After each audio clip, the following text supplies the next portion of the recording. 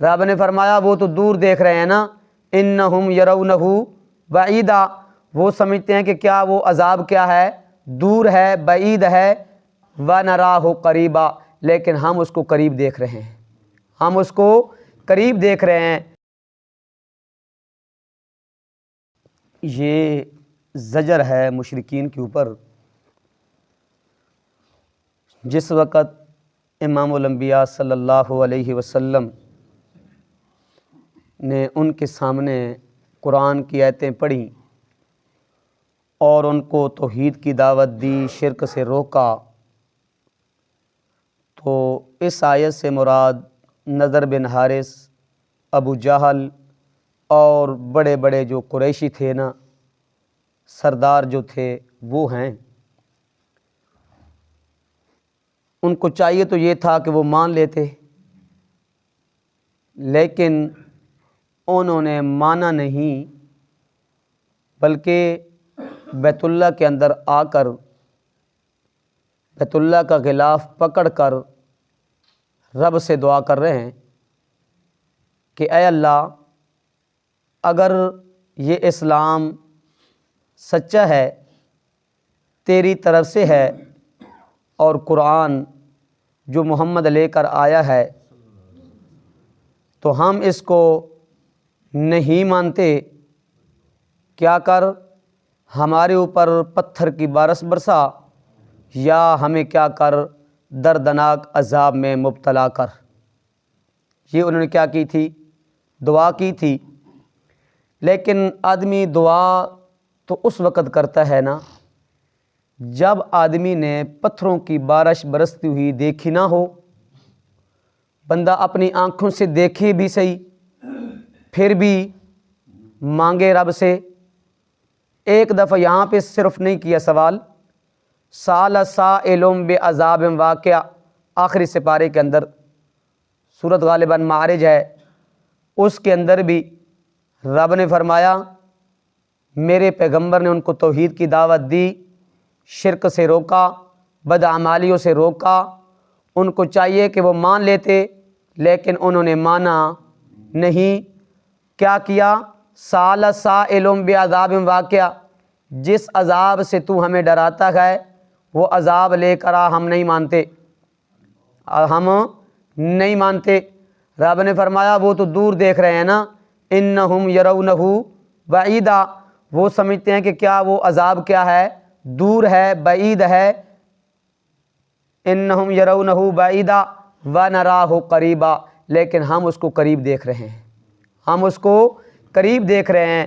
اتا امر اللہ فلا تستعجلونہ سبحانہ وتعالی عما یشرکون، اتا امر اللہ، اللہ کا امر عذاب کا آنے والا ہے، فلا تستعجلوہ، جلدی نہ کرو، جلدی نہ کرو۔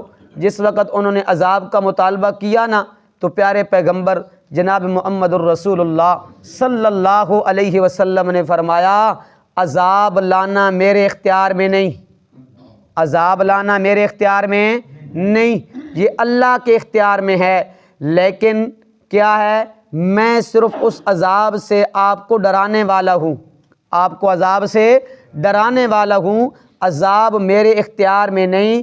فَإِذَا جَاءَ أَجَلُهُمْ لَا يَسْتَأْخِرُونَ سَاعَةً وَلَا يَسْتَقْدِمُونَ، اس عذاب کا ایک وقت مقرر ہے، وہ اپنے وقت مقرر کے اوپر آئے گا، ایک گھڑی بھی آگے پیچھے ہو سکتا نہیں ہے، وہ وقت مقرر پر آئے گا۔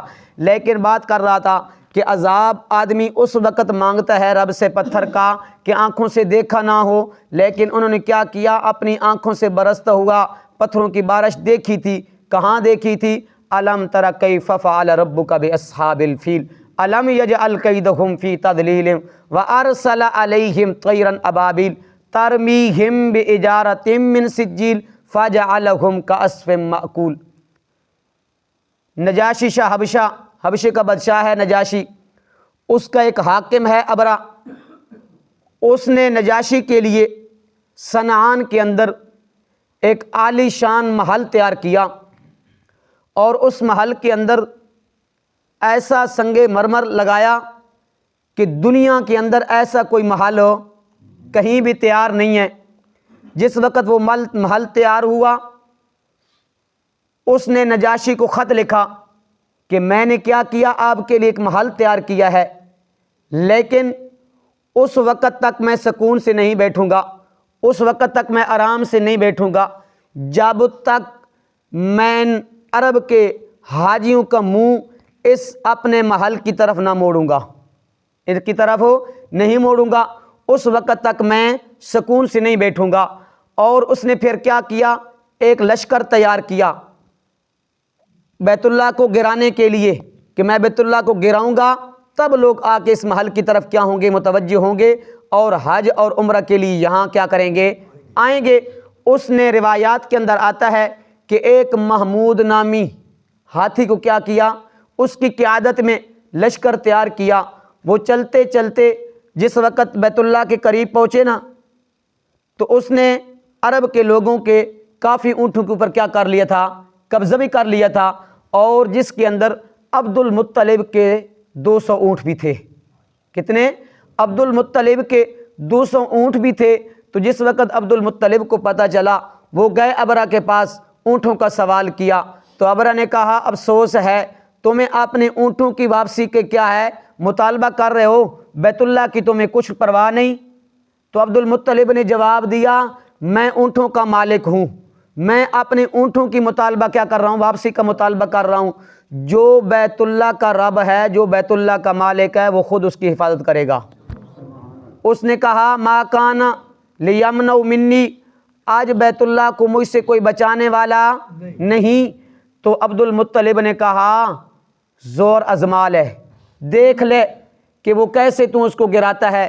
جو ہی ہاتھی کا بیت اللہ کی طرف منہ کرتا ہے ہاتھی بیٹھ جاتی ہے، جو ہی کیا کرتا ہے پیچھے کی طرف شام کی طرف اس کا منہ کرتا ہے تو کیا ہاتھی چل پڑتی ہے۔ تو پھر رب نے کیا کیا، رب نے فرمایا میرے پاک پیغمبر کیا انہوں نے ہاتھی والوں کا، فیل والوں کا واقعہ حال نہیں سنا؟ الم تر کیف فعل ربک باصحاب الفیل الم تر الم یجعل لهم فی کید الم یجعل لهم الم تر کیف فعل ربک باصحاب الفیل الم یجعل کیدہم فی تضلیل، کہ ہم نے ان کی تمام تدبیروں کو کیا کر دیا، ناکام کر دیا۔ صرف ناکام نہیں کیا، الم یجعل لهم کیدہم فی تضلیل وارسل علیہم طیرا ابابیل، رب تعالیٰ فرماتے ہیں میں نے چھوٹے چھوٹے پرندے بھیجے، ان کی چونچوں میں کیا تھے، پتھر تھے، پنجوں میں بھی کیا تھے، پتھر تھے۔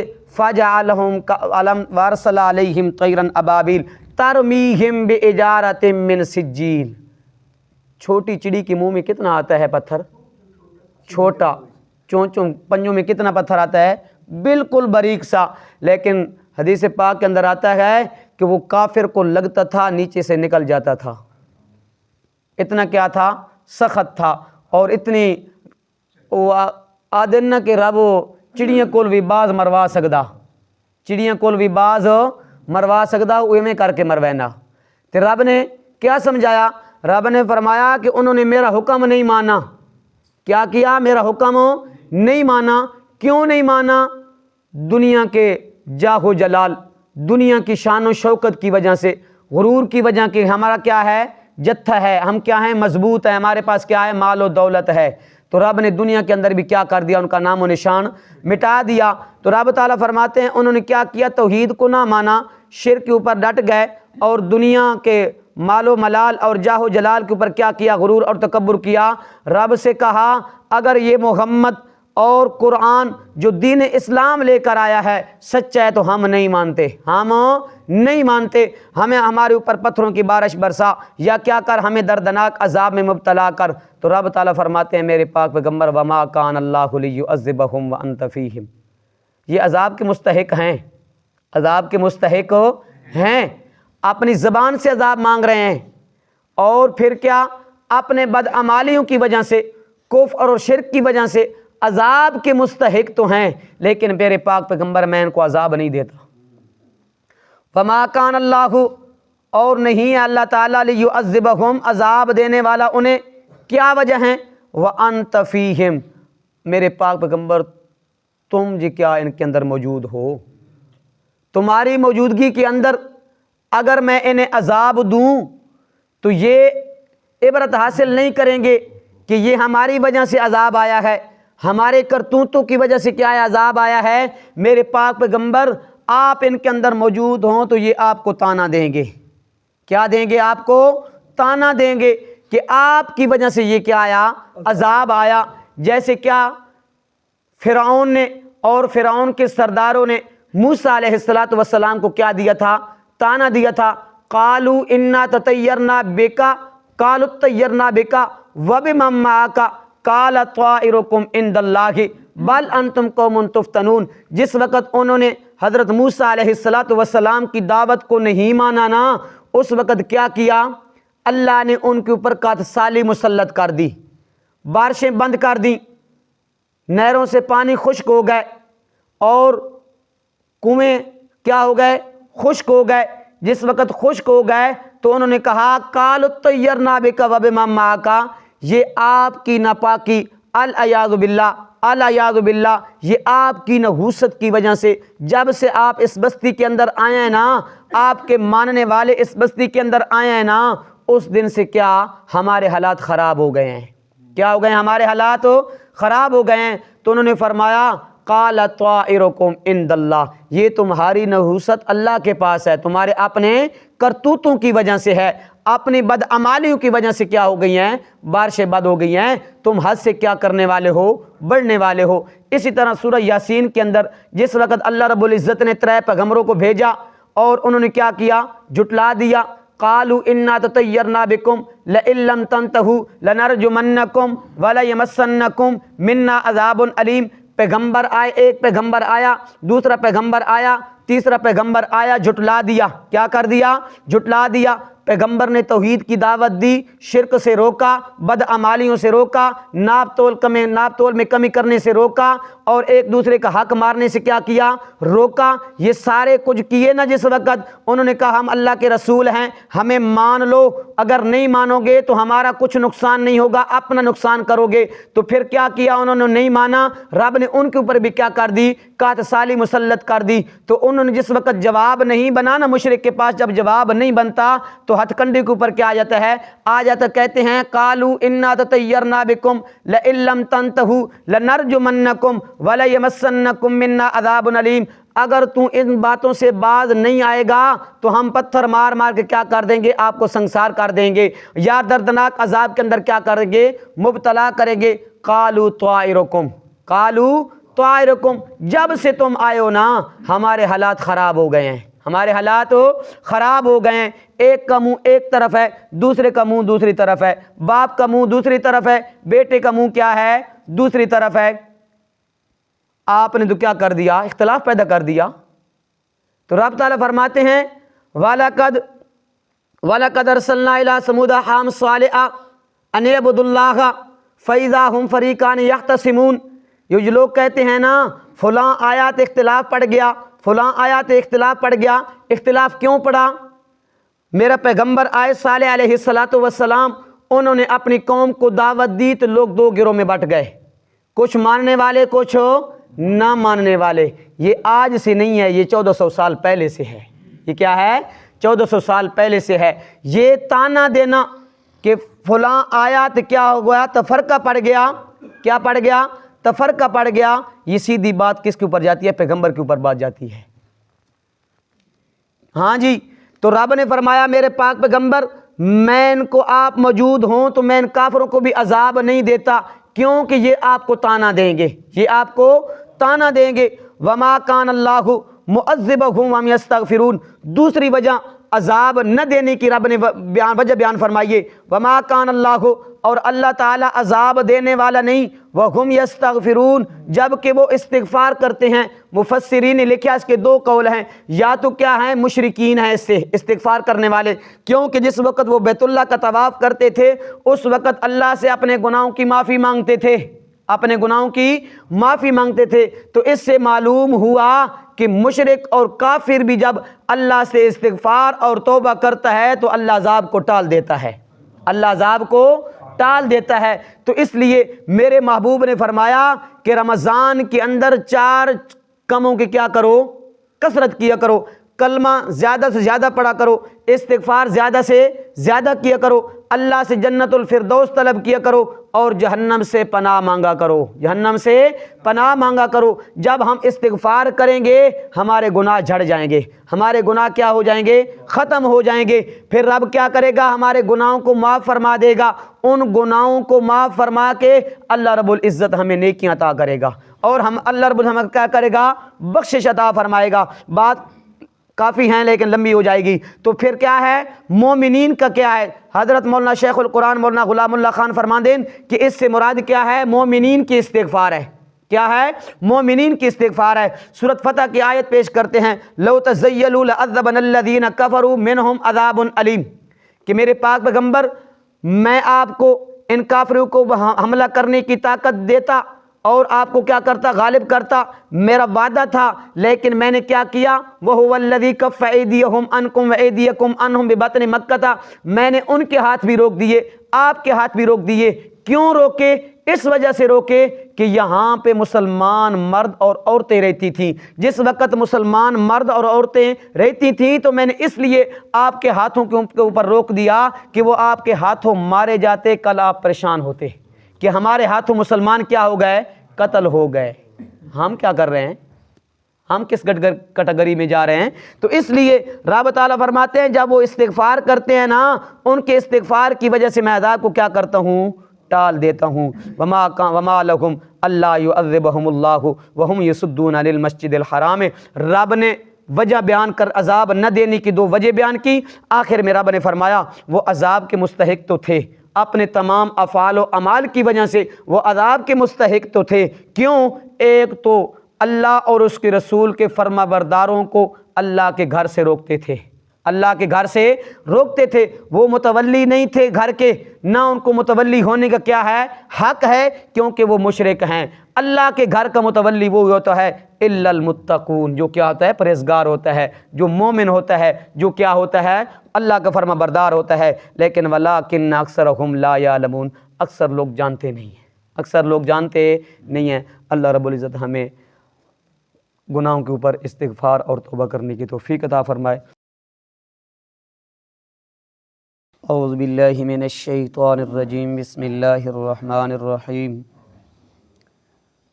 وَإِذْ قَالُوا اللَّهُمَّ، اور یاد کرو وہ وقت جب کہا انہوں نے اللہم، اے اللہ، ان کان ھذا، اگر ہے یہی اسلام، هو الحق کا سچا دین، من عندک تیری طرف سے، فامطر علینا حجارۃ من السماء، تو برسا ہم پر پتھر آسمان سے، او ائتنا بعذاب علیم، یا لے آ ہم پر عذاب دردناک، وما کان اللہ لیعذبہم، اور نہیں اللہ تعالیٰ عذاب دینے والا انہیں، وانت فیہم، جب کہ آپ موجود ہیں ان میں، وما کان اللہ